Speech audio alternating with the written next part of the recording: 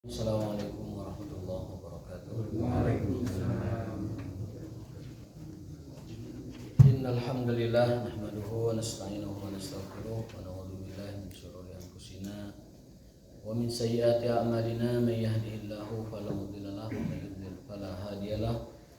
Asyhadu an la ilaha illallah wahdahu la syarika lahu wa asyhadu anna Muhammadan abduhu wa rasuluh wa la nabiyya ba'dahu. Allahumma shalli wa sallim ala nabiyyina Muhammadin wa ala alihi wa ashabihi wa man sara ala nahjihi ila yaumiddin.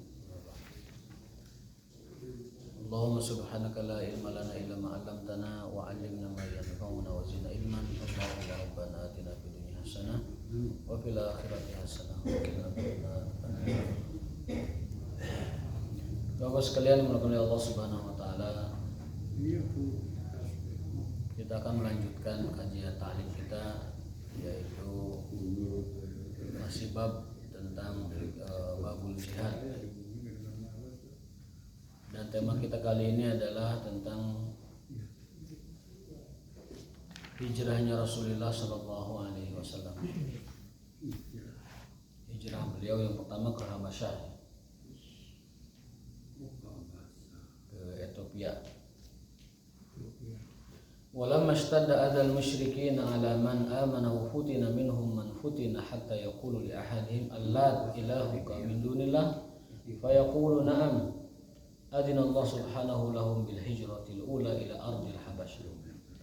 Jadi tatkala keimanan diguncang dengan berbagai ujian dan cobaan, ketika kaum muslimin di Mekah Al-Mukarramah sudah ke tahap tidak bisa lagi menyelamatkan diri, tidak ada celah, sampai akhirnya mereka diizinkan untuk mengatakan perkataan yang kufur padahal aslinya tidak boleh. Maka mereka sebagian itu diizinkan oleh Nabi SAW secara darurat untuk mengatakan kafir. Namun sebagian yang lain ada yang memilih mati sebagai syahid.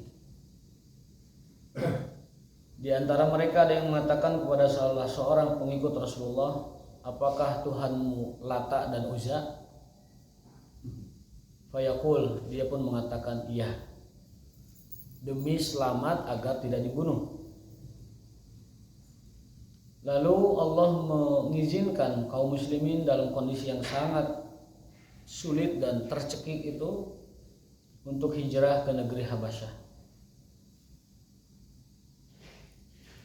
Dan orang yang pertama kali hijrah ke Habasyah itu diantaranya adalah Utsman bin Affan radhiyallahu taala anhu beserta istrinya yang merupakan putri Rasulullah SAW, Ruqayyah binti Muhammad Rasulullah SAW.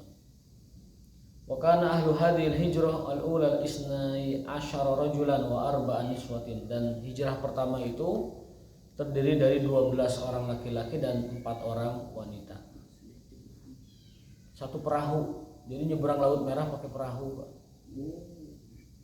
Coba gimana Islam sampai datang ke kita dan dijaga oleh orang-orang itu dengan nyawa dan darah.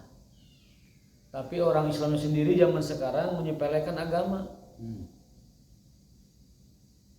mengecilkan peran agama, bahkan sebagian mereka ada yang meragukan agama.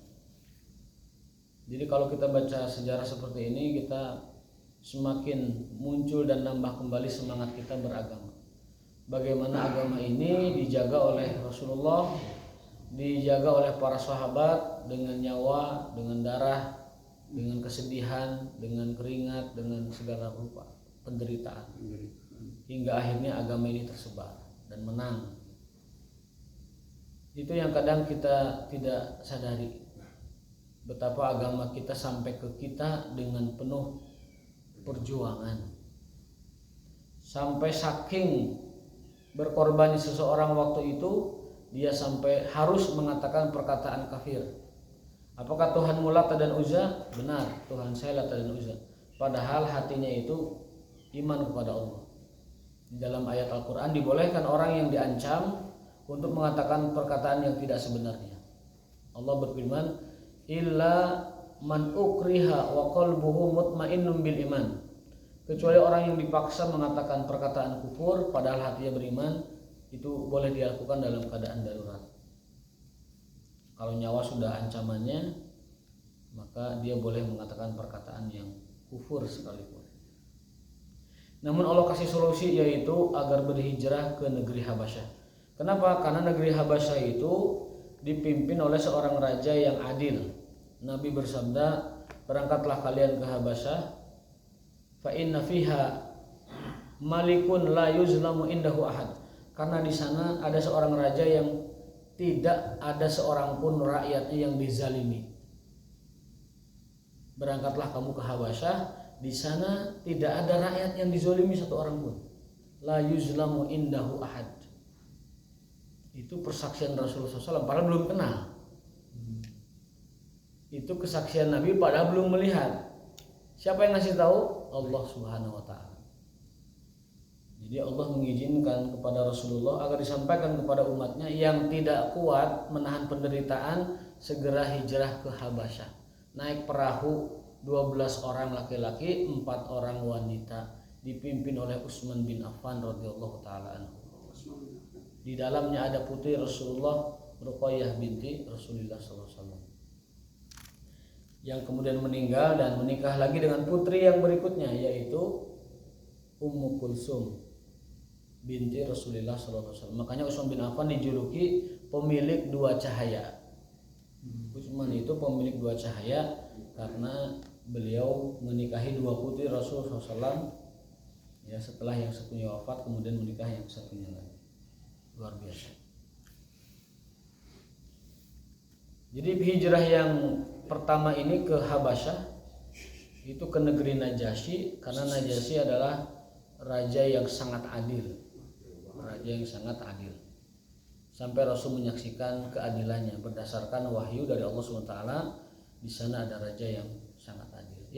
Yang kemudian di akhir masa beliau masuk Islam dan disolatkan oleh Rasulullah dari Madinah. Itu yang menjadi dalil adanya sholat gaib. Tapi sebagian kita tidak menganggap sholat gaib itu ada, bahkan termasuk perbuatan yang tidak dilakukan.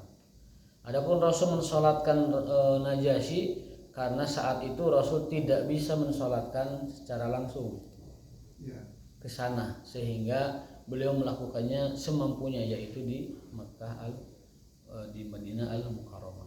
Ala kulli hal, dua pendapat fikih ini ada dari dulu. Mau diamalkan sholat gaib silahkan, mau tidak juga silahkan. Tetapi kalau melihat penjelasan para ulama bahwa hal itu adalah dalil adanya sholat gaib. Jadi saat itu memang di Najasyinya sendiri tidak disolatkan secara Islam. Tidak disolatkan karena memang ahli kitab di sana. Tidak ada muslim di sana. Jadi tidak ada muslim sehingga disolatkannya di Makkah Al-Mukarramah. Kalau ada muslim di sana fardu kifayah sudah. Tetapi Rasulullah SAW menyolatkannya di sana karena beliau masuk Islam di akhir hayat raja tersebut. Wa kharajat Quraisyun fi atharihim hatta ja'ul bahra. Orang Quraisy menyusul mereka hingga ke tepi laut. Falam yudriku minhum ahadan, tapi tidak didapati satu orang pun di antara mereka yang sudah berangkat perahunya. Perahu menyeberang Laut Merah, ya, terombang-ambing gelombang di tengah, ya. Perahu kecil bukan perahu besar. Dulu belum ada kapal feri lintas Selat Sunda, dulu belum ada. Berarti dari Jeddah mungkin tadi? Dari Jeddah. Mekah ke Jeddah kan cuma 1 jam ya. Mekah ke Jeddah cuma 1 jam. Sekarang mungkin, iya sekarang mungkin bisa. Kalau zaman dulu mungkin bisa ya setengah hari mungkin ya. Itu harus terus dihadirkan makna-makna seperti itu agar kita semakin menghargai perjuangan para leluhur kita menyampaikan agama Islam, menjaga agama Islam sampai dengan darah, dengan keringat, dengan pengorbanan, penderitaan, siksaan. Ya. Kita di sini malah menyepelekan agama, ngacak-ngacak agama, ajarannya diacak-acak, ya, dibuat syubhat dan sebagainya. Alhamdulillah. Tsumma balaghum anna Quraisyan qad kaffu anin Nabi sallallahu alaihi wasallam faraja'u. Namun setelah mereka sampai ke Habasyah, terdengar kabar bahwa orang Mekah sudah masuk Islam. Kenapa? Karena ada cerita ketika Rasul membaca surat An-Najm, fasjudu lillahi wa'budu, orang Quraisy tiba-tiba tersujud tanpa mereka sadari, dan setelah mereka bangun saling menyalahkan. Oh, kenapa kamu sujud? Kenapa kamu sujud? Padahal itu adalah semata-mata mukjizat Al-Quran, karena Al-Quran itu secara bahasa memang mukjizat. Mendengarnya saja bagi orang Arab yang paham itu membuat mereka tidak dapat mengendalikan diri mereka, dan mereka pun bersujud tanpa mereka sadari. Akhirnya mereka kembali ke Mekah. Setelah kembali ke Mekah dikerowokan hiji-hiji. Yang selamat itu hanya orang yang punya benteng di kabilahnya. Artinya apa? Artinya punya perlindungan. Itu pun nanti disiksanya ku kabilahna. Gitu. Jadi tidak disiksa oleh orang-orang Quraisy yang lain, tetapi dia dalam penjagaan tetua kabilahnya. Nah, dia dihukum oleh tetua kabilah. Tergantung tetua kabilah. Ada yang cuma dirantai doang kakinya, ada yang sampai disiksa, ada yang cuma dikerem doang tapi tidak diapa-apain. Seperti di keluarga biasa, tidak diapa-apain. Karena bagi mereka sangat terhina kalau sampai anaknya, saudaranya, ponakannya, cucunya disiksa oleh orang lain. Mereka tuh aib sekali. Mendingan saya bunuh sendiri daripada dibunuh orang lain. Itu prinsip orang Arab. Ya. Ketika ada seorang pembesar Quraisy, ayahnya meninggal, dibunuh oleh budak. Siapa itu budaknya itu ya? Bilal kalau salah. Membunuh siapa? Umayyah bin Khalaf. Itu anaknya bilang, mendingan saya bunuh sendiri bapak saya daripada dibunuh oleh seorang budak. Aib sekali. Seorang tetua kabilah, pembesar Quraisy mati di tangan budak. Mending ke orang keayahan bapak orang. Sampai begitu bilang. Aib sekali dibunuh oleh seorang budak. Jadi kalaupun harus terbunuh mati, minimal yang ngebunuh itu sederajat dengan dia gitu, sepadan baru itu. Kalau dibunuh dengan yang sehanda pun itu aib mereka, dan marahnya luar biasa. Nah, ketika kembali ke Mekah, malah mereka mendapatkan perlakuan yang asyad itu lebih keras lagi dari orang Quraisy. Disiksa, ditangkap, ya, kemudian dikerangkeng. Kecuali yang punya kabilah kuat, mereka dilindungi oleh kabilahnya. Di bangsa Arab ada tradisi, kalau seseorang mendapatkan suaka dari orang lain, maka dilarang dan diharamkan orang lain menyentuhnya. Itu tradisi Arab, nggak tahu. Pokoknya termasuk kebanggaan bangsa Arab itu menjaga orang lain dari perlakuan jahat pihak lain. Rasulullah SAW ketika pulang dakwah dari Taif itu tidak bisa masuk Mekah. Karena sudah diusir. Pamannya meninggal, Abu Thalib. Kemudian istri beliau meninggal, Khadijah.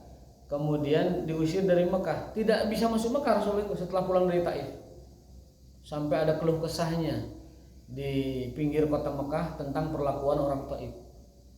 Allahumma inni asku ilaika dha'fa quwwati wa qillata hilati wa hawani 'alan nas. Dan seterusnya, illam yakun bika alai ghadabun fala ubali wa rahmatuka ausa'ali, dan seterusnya. Ya Allah, aku adukan keluh kesahku ini kepadamu ya Allah, dan kelemahan serta kekuranganku ya Allah. Kemana aku harus pergi? Kepada musuhku aku menyerahkan nyawaku, atau ke arah yang jauh aku meninggalkan dakwah ini? Asalkan kau tidak murka, apapun yang aku hadapi aku terima dengan ridho ya Allah, hingga kau putuskan urusan ini sejelas-jelasnya. Artinya aku mati karena ini atau kau menangkan agama ini. Sampai putus asa beliau, dalam arti kata putus asa, sudah tidak ada bisa harapan lagi. Nah, beliau teringat ada orang Mekah yang bahasa kitanya fire lah. Ada orang Mekah yang jiwanya itu kesatria, nggak licik gitu. Beliau meminta perlindungan seorang Quraisy jeger namanya Mut'am bin Adi. Wahai Mut'am, walaupun orang kafir, orang Quraisy, dan tidak disebutkan masuk Islam setelah itu sampai meninggal, tapi dia punya jiwa yang kalau melihat kezaliman itu tidak terima gitu. Kemudian Rasul menyampaikan kepada Mut'am melalui seorang juru penyampai begitu. Dan Mut'am bersedia. Saya bersedia melindungi Rasulullah Muhammad SAW. Kemudian beliau masuk Mekah dan Mut'am langsung berorasi di depan Ka'bah. Inni qad ajartu Muhammadan. Ketahuilah wahai orang Quraisy, aku telah memberi suaka kepada Muhammad. Siapapun yang menyentuhnya berhadapan denganku. Rasul bisa masuk Mekah dan aman di Mekah. Dan itu kadang tanpa dibayar, tidak dibayar itu. Kebanggaan saja, saya telah memberi suaka, itu kebanggaan. Jadi kalau ada yang melanggar itu berhadapan dengan dia. Mut'am bin Adi ini juga seorang Quraisy kafir ya, tapi orangnya baik. Dia juga yang melepaskan boikot Rasulullah dan keluarganya dari Bani Hashim ketika diembargo di sebuah perkampungan milik Abi Thalib. Jadi ada sebuah dusun terpencil di Mekah, ditutup oleh tebing-tebing. Di situ punya Abu Thalib. Orang Islam diboikot 3 tahun di sana, sampai makan kulit-kulit pohon, sampai makan kulit-kulit binatang, sampai meminum air seni dari binatang itu, diperas lagi. Jadi si kotoran unta itu diperas itu supaya bisa minum. Diboikot 3 tahun. Di sini nanti dijelaskan, tanpa air, tanpa makanan, tidak boleh saling menikahkan, tidak boleh jual beli, tidak boleh dipasok makanan, dan yang melanggar itu berarti berhadapan dengan Quraisy. Ala yunakihahum wala yubayyunahum wala yubayyinu ma'hum wala yukallimuhum, tidak boleh diajak bicara, tidak boleh bermajlis dengan mereka, tidak boleh menikahkan anak-anak antar mereka, dan tidak boleh jual beli sama mereka. Jadi meuli teu meunang, ngajual teu meunang, nikah teu meunang, ngasih makan juga teu meunang. 3 tahun. Sehingga yang dimakan itu kulit-kulit pohon, daun-daunan yang kering, sampai bibir mereka tuh hancur, pecah karena makan makanan yang keras. 3 tahun lamanya. Yang berani mengirim makanan hanya jeger-jeger saja, termasuk Umar bin Khattab mengirim makanan dengan kudanya atau dengan himarnya. Umar bin Khattab belum muslim. Sudah, tapi tidak bisa berbuat apa-apa. Karena itu boikot dari Quraisy secara umum, boikot umum. Disepakati oleh semua kabilah, ada prasastinya di Ka'bah dalam tulisan lembar kertas terbuat dari kulit, bahwasanya orang Quraisy, bangsa Quraisy mengembargo keluarga besar Bani Hashim dan Bani Muthalib. Kenapa? Karena Bani Hashim, Bani Muthalib menjadi pelindung Muhammad dan membiarkan dakwahnya berkembang. Meskipun Bani Muthalib, Bani Hashim masih banyak yang kafir, tapi mereka membela Nabi karena kesukuannya. Namanya Hamiyatul Asobiyah. Jadi nama besar kabilahnya itu mereka jaga. Lebih baik saya mati membela suku dan anggota suku saya daripada saya tunduk kepada suku lain. 3 tahun Bani Hashim, Bani Muthalib diembargo di sebuah perkampungan kecil milik Abi Thalib, sampai mereka itu tidak bisa makan apa-apa, minum apa. Dan yang berani ngirim hanya orang berani, termasuk Umar. Ketika ditanya oleh anaknya Ibnu Umar ketika masih kecil, "Ayah, kenapa Anda mengirim makanan ke sana? Padahal itu berbahaya." Apakah itu yang namanya kehebatan, keperkasaan, kegagahan? Apakah kau tidak takut akan celakai oleh orang Quraisy? Kata Umar bin Khattab mengajari anaknya, "Hadhihi syaja'ah ya waladi." Inilah keberanian wahai anakku. Ketika kita menolong orang yang tertindas, kemudian kita memberanikan diri padahal takut ada. Itulah keberanian wahai anakku. Jadi berani itu ketika melawan rasa takut, itulah berani. Mengajarkan anaknya demikian. Karena anaknya khawatir kepada bapaknya, "Apakah kamu tidak takut wahai ayahku?" Dikeroyok oleh orang Quraisy. Dia mengatakan, "Inilah keberanian wahai anakku." Ketika menolong orang tertindas dan melawan rasa takutnya. Jadi 3 tahun. Nah, Mut'am bin Adi inilah yang kemudian juga terpancing dirinya tidak terima bahwasanya ada sesama orang Arab ditindas oleh orang Arab lagi.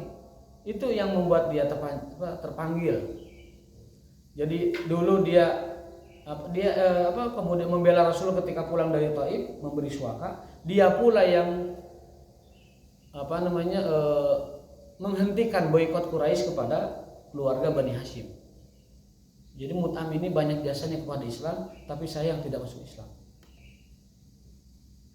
Kemudian Mut'am ini mengumpulkan beberapa sahabatnya, termasuk Amr bin Haris Hisham bin Amr bin Haris kemudian Mut'am bin Adi, itu dia berpidato lagi di Ka'bah. Demi Allah, aku tidak rela kalau ada orang Arab ditindas oleh orang Arab lagi. Ini kezaliman.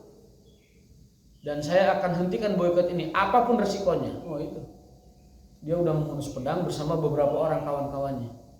Dan orang Quraisy tidak bisa melawan mereka, artinya tidak berani menghukum mereka, kelompok Mut'am ini. Jadi kelompok jeger memang Mut'am ini. Jeger-jeger Quraisy yang punya hati gitu. Akhirnya kata Rasulullah SAW sebelum boikot itu dihentikan, Rasul ngasih tahu ke Abu Thalib, wahai Abu Thalib, pamanku ya, kasih tahu orang Quraisy bahwasanya prasasti yang mereka tulis untuk memboikot orang kaum muslimin telah hancur dimakan rayap, si kertas itu ya, kulitnya itu. Kemudian Abu Thalib menyampaikan kepada orang Quraisy, wahai orang Quraisy, ponakanku ngasih tahu bahwa perjanjian boikot kalian telah hancur dimakan rayap. Orang Quraisy mengatakan, kalau memang jika itu benar, maka kita hentikan boikot ini.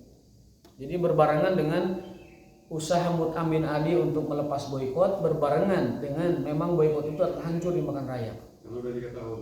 Karena sudah 3 tahun.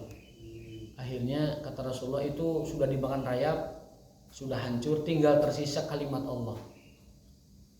Maka saat didapati betul sudah hancur itu kertas perjanjian boikot dan tersisa hanya lafaz Bismika Allahumma. Maka orang Quraisy pun mencabut boikot itu. Jadi selain usaha mengharapkan mukjizat pertolongan Allah, ikhtiar itu harus dilakukan. Nabi SAW punya lobby di antara orang Quraisy yang simpatik pada beliau meskipun tidak Islam. Seperti Mut'am ini banyak sekali perannya. Ada lagi Abdullah bin Uraikid, penunjuk jalan ke Madinah, orang musyrik, tidak masuk Islam, tapi simpatik pada beliau. Jadi ada orang-orang yang tidak masuk agama beliau tetapi secara kemanusiaan simpati. Nah inilah yang dijunjung tinggi oleh Islam, bahwa seruan-seruan yang mengandung kebaikan, meskipun itu bukan dari Islam, maka Islam adalah pihak yang paling pertama menyambutnya.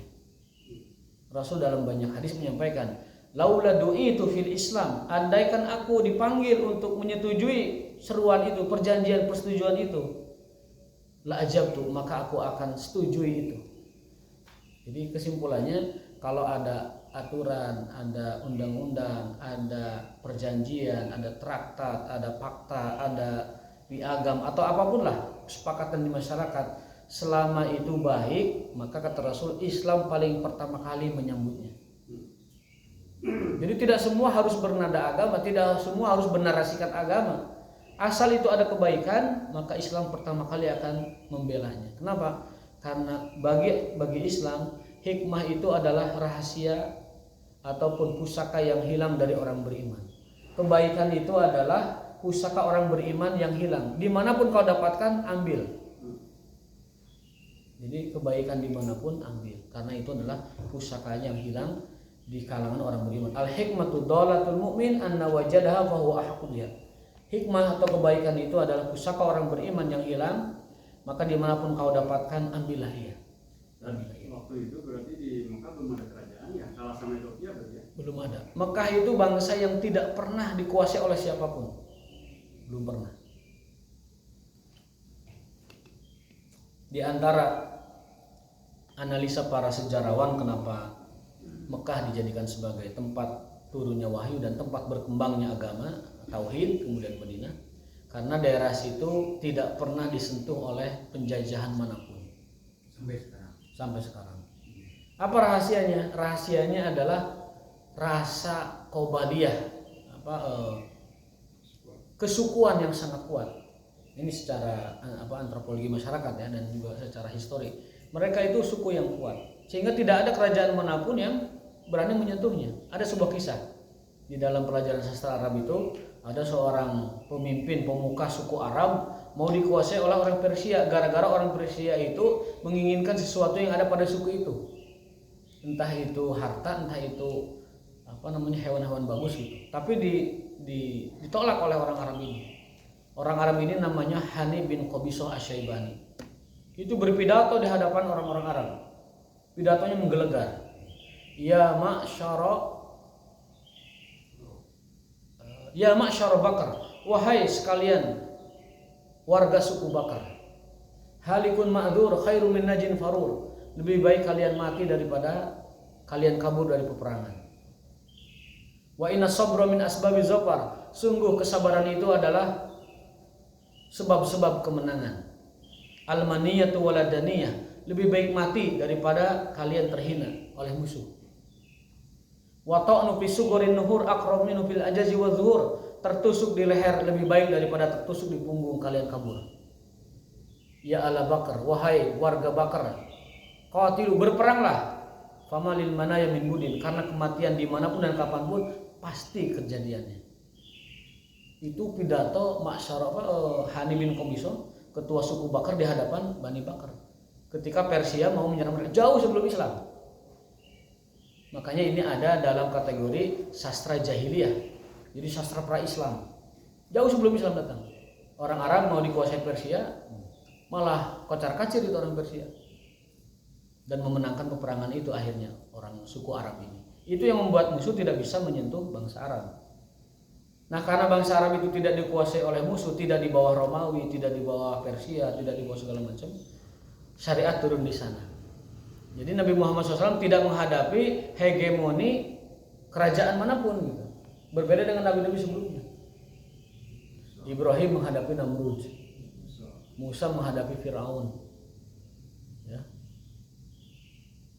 Tapi Nabi Muhammad tidak menghadapi hegemoni kekuatan manapun. Maka beliau termasuk dimudahkan oleh Allah Ta'ala untuk mengembangkan dan menyiarkan agama Islam kepada seluruh umat manusia. Soalnya kalau ada dikuasai oleh pihak lain agak susah juga dakwah itu.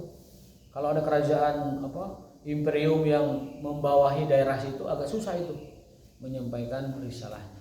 Dan Nabi fokusnya adalah mendakwakan tauhid kepada masyarakat, tidak berfokus untuk menghancurkan kezaliman.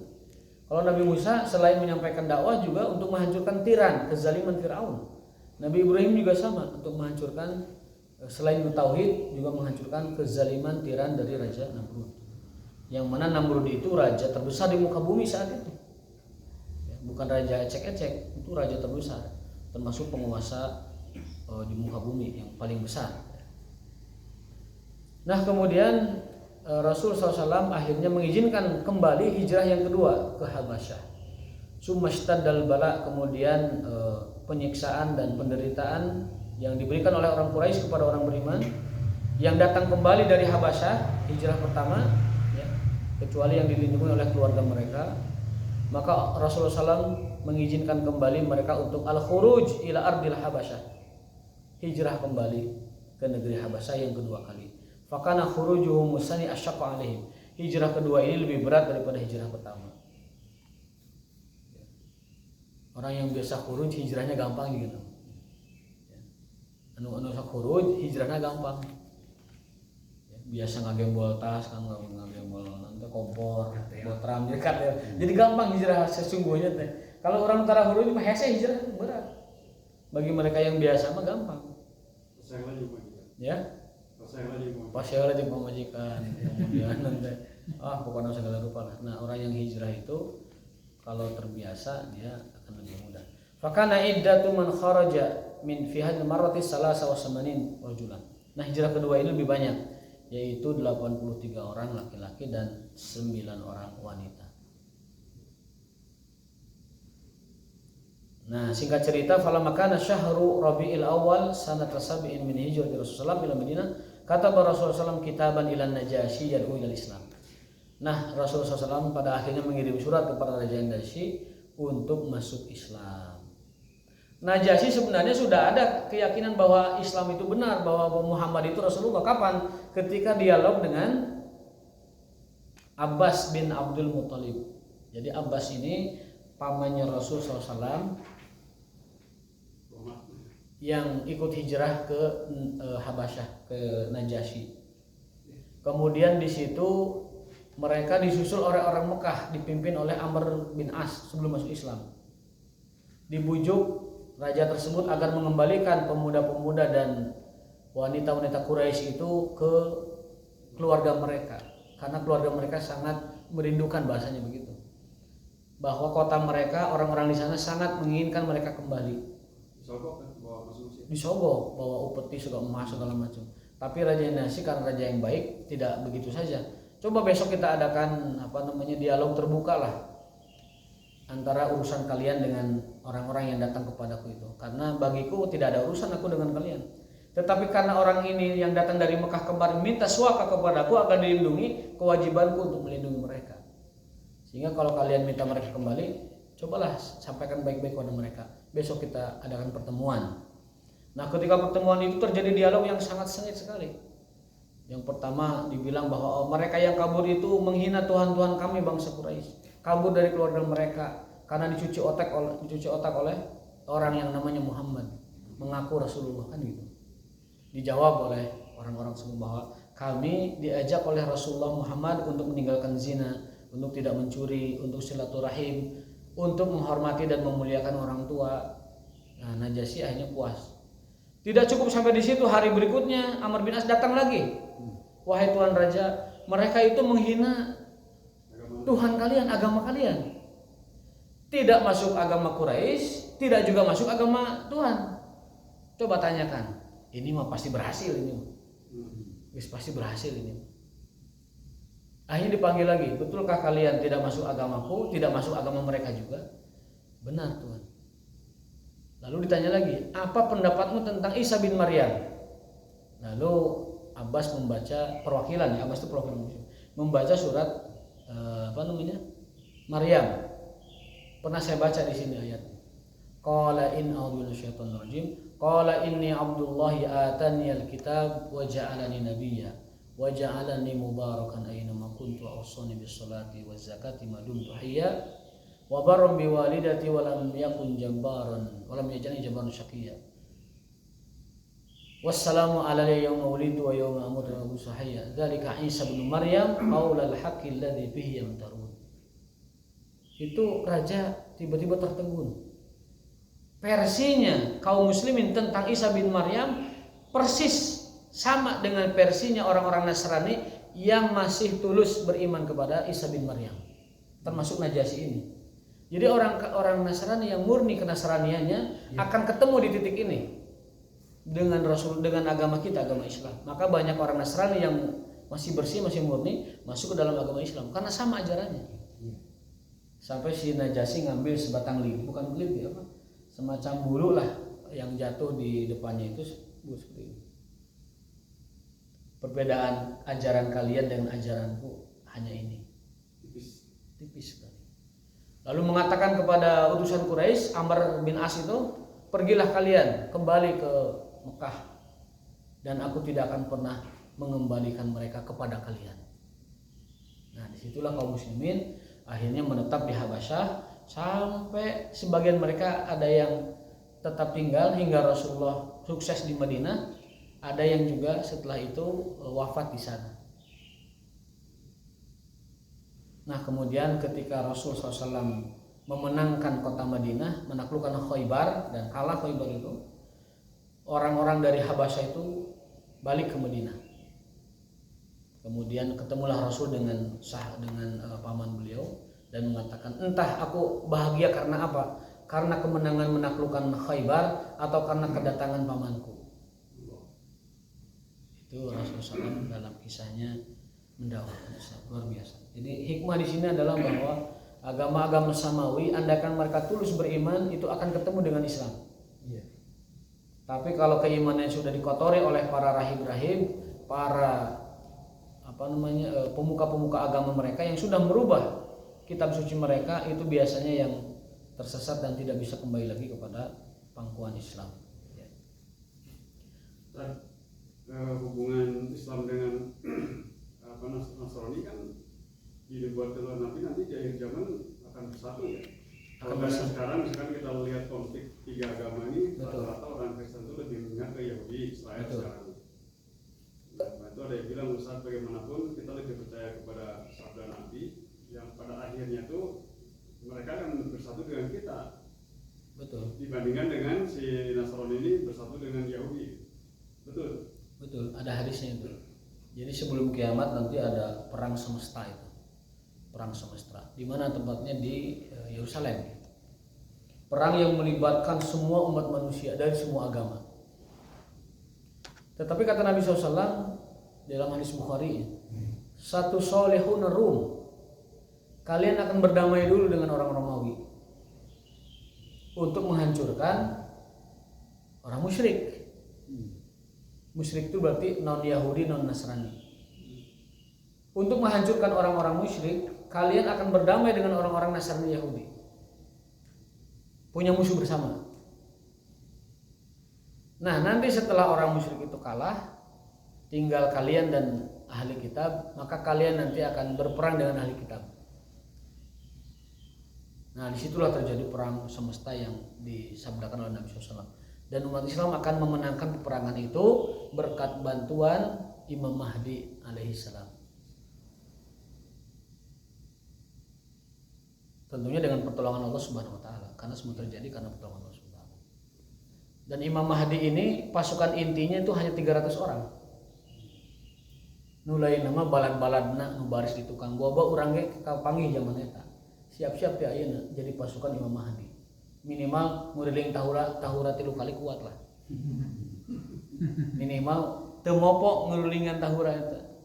Urang mopo mau dianggap Imam Mahdi ini mau bisa perang di mana. Nah, seperti itu. Jadi tapi saya yakin masanya masih jauh. Dalam arti kata karena tanda kiamat yang disebut oleh Imam Sya'uraib itu kan 140 tanda ya, 130 tanda. Dan kita baru terjadi 90 tanda. Jadi masih ada 40 lagi tanda kiamat, alamat kecil, tanda kecil yang belum terjadi. Jadi boleh dikata kiamat agak masih jauh. Karena tandanya belum terjadi 40 lagi. 90 udah terjadi. Sebelum muncul tanda yang besar yang 7 itu, Dajjal, Dabah, Isa, kemudian langit dari barat, kemudian apa? Dukhon. Itu tanda yang 7 yang besar belum muncul satu pun. Tanda kecil masih 40. Ya disebut dekat-dekat karena Rasul menggambarkan kiamat dan aku hanya seperti ini. Kiamat dan aku hanya seperti ini, tidak terhalang oleh risalah apapun. Jadi sebentar lagi. Tetapi ya jangan menakut-nakuti orang dengan tanda-tanda kiamat, akhirnya orang membeli tanah dari kita gitu. Itu ada modusnya soalnya itu. Jadi ada orang ceramah terus hari kiamat, tanda-tanda kiamat, dan menyampaikan orang yang selamat itu adalah orang yang membawa kambing dan agamanya ke gunung, fokus beribadah di gunung sambil ngurus kambing, itu yang selamat. Yang lainnya mah kena fitnah dunia. Udah akhir zaman sudah menimpa mereka. Tapi ujung-ujungnya tuh saya punya kapling di gunung Pak, kalau mau beli silahkan. Maruli kapling di gunung tuh di Bogor. Ai pek teh terjadi kiamat nanti Ramadan kemarin teh. Nah, wes angil iki. Jadi kalau bicara agama ujungnya duit itu pabalik ripuh. Iya.